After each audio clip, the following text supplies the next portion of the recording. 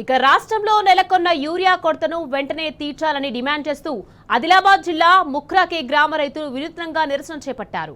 ప్రభుత్వానికి ఎన్ని వినతి పత్రాలు ఇచ్చినా పట్టించుకోవడం లేదని, రాష్ట్రంలో అసలు యూరియా కొరతే లేదని స్వయంగా వ్యవసాయ శాఖ మంత్రి చెప్పడం చాలా బాధాకరమన్నారు.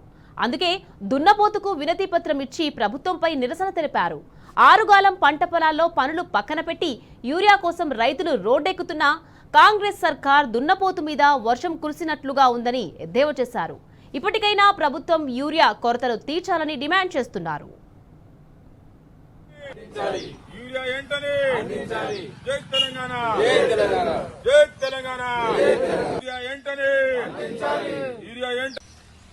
తెలంగాణ ప్రభుత్వం కాంగ్రెస్ ప్రభుత్వం గత 21 నెలతోని ఏర్పడింది. రేవంత్ రెడ్డి ప్రభుత్వంలో రైతులకు ఎంతో అవస్థలు జరుగుతున్నాయి. ఇవాళ యూరియా కోసం ఎంతో అవస్థలు అవుతున్నాయి. ప్రజలు రోజు ధర్నాలు రాస్తారోకోలు రాష్ట్రం అంతా చేసి వ్యవసాయం చేసే పనుల్లో అందరూ దుకాణంలో పొంటి పోయి యూరియా కోసం తిరుగుతున్నారు.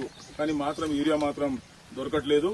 కాబట్టి ఈరోజు ఆదిలాబాద్ జిల్లా ఇచ్చోడ మండల్ ముఖ్రాకే గ్రామం నుండి రాష్ట్ర ప్రభుత్వానికి ఇన్ని దరఖాస్తులు, ఇన్ని ప్రజలు ధర్నాలు రాస్తారోకోలు చేసినా గానీ ఏమాత్రం పట్టించుకోవడం లేదు. కాబట్టి ఈరోజు దున్నపోతుకు మేము దరఖాస్తు ఇస్తున్నాము.